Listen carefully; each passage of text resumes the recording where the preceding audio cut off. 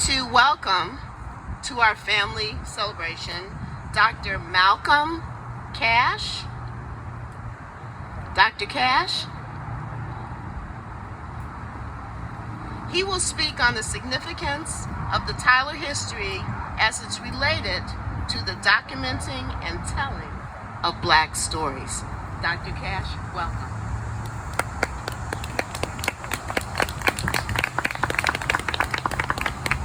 Thank you for this opportunity to come and to share with the Tyler family this historic event, the celebration of this brother's first time I've seen a picture of him, first time I've learned about his history, but it is significant. But before I begin, I would like to thank Kelly. She is a young lady I met on Clubhouse. And as a result of that, the conversation we've had, she invited me to this event. So she wasn't able to be here today from Chicago, but I wanted to give that sister acknowledgement. Would like to thank and celebrate the people who put this together. It's a beautiful, beautiful marker, well-deserved based upon what I've read of this brother here. He was born in 1837.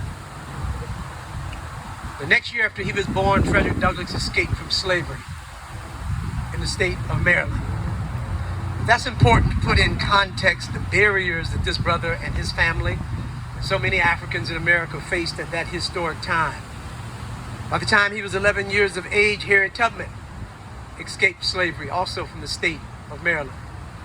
By the time Brother Tyler was 24 years of age, this country had embarked on what they called a Great Civil War. That to this hour still shapes the language that we use, the concepts that we use, the understanding and the frame. And he lived through a great historic era. He participated in that Civil War. Civil War that in some contexts still remain and continue today.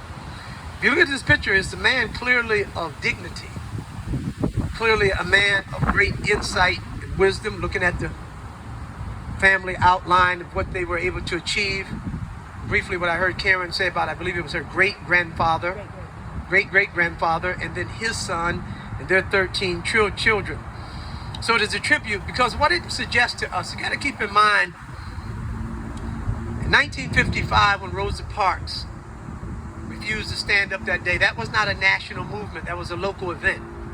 Martin Luther King emerged out of a local context, and then he became this international, this national figure. And so we sometimes forget that it was in Montgomery, it was a local event that historically changed the fabric of this country. This gentleman was born, Mr. Tyler, in 1837. By that time, the state of Ohio was only 20 years old. That matter, the country was less than 50 or 60 years old. And so he was, as most Africans who came here, was a pioneer, not just in the state of Ohio, but in the landscape of the state of Maryland. One of the things, if you're in Cincinnati, you have to remember at the time of his birth, you crossed that bridge, you were in slave territory. You come back over to Ohio. Some of you would have read that extraordinary novel, Beloved, by the great Toni Morrison, also a great pioneer. My family and I are originally from Lorain, Ohio. I'm blessed to have my mother here who will be 86 in 2 weeks. My brother who is also here. And so Toni Morrison has this fabulous novel in which she tells the story of Margaret Garner. And that Margaret Garner story took place all of 2.5 hours from here. So the Ohio River used to divide those who were enslaved and those who were free.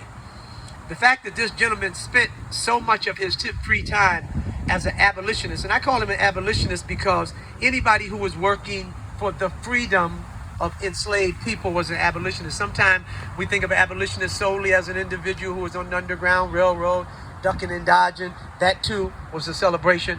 But in reading his background and his history, Columbus at that time by then was the capital. And so, in my view, being from the Youngstown and Cleveland, Lorain era, Columbus has a special significance for all African Americans because it is the capital of the state of Ohio. And so the fact that Mr. Tyler was creating through work, through energy, through vision, and through light. One of the reasons that I know that he was a tremendous pioneer is because I look at his family.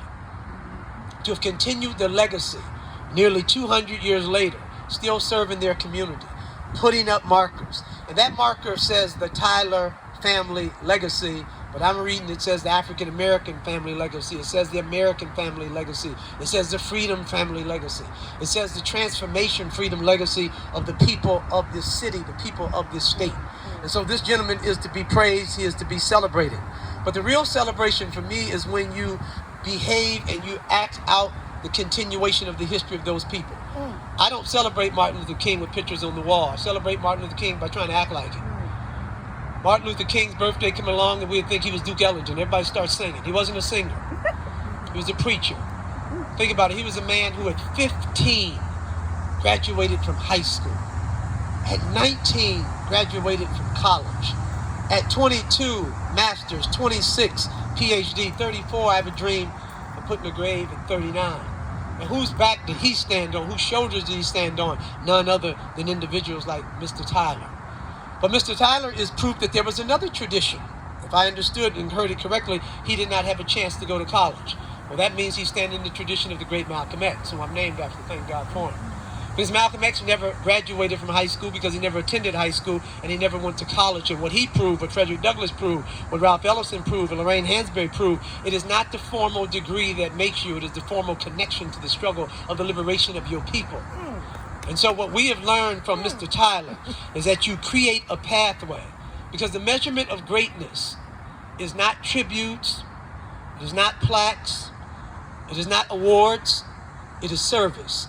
And so one of the things that Dr. King was famous for saying was that we can all serve, the PhD and the no D. And so what I read in closing is this gentleman died in 1916. What a fortuitous year, because it shows you how history is passed on. You know how in a track meet, and when they're running, and then they hand the baton to the next person, because the year he died was the year Marcus Garvey arrived in America.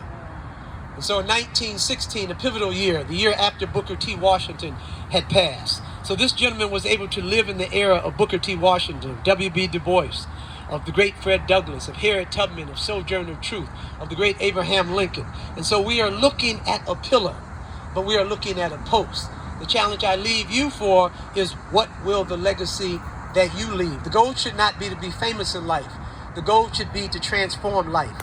When Anne Frank was writing her diary at 14 years of age, and eventually was caught by the Nazis and tragically passed, she had no idea that that diary would transform the world, that that diary would leave a record of the great struggle of the Jewish people at that moment of collective evil. She was a young girl writing a story, and that story has been transformational for the world.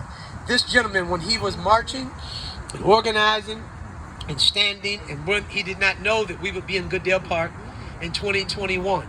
So we do not know what is going to happen in 21, but we do know in this time, in this place, in this space, we are here. And our responsibility is to leave the legacy for the next generation as we move forward. So I want to again thank the Tyler family for this opportunity to share with you, the city for putting this together, for the hard work. Columbus is a very special place. I'm honored to live here. I'm honored to have been able to be a part of this program, and let us march and continue to move on, not just in fame of the James Tyler, but in the name of our own people and the struggle that we've created. I thank you very much. My name is Malcolm Cash.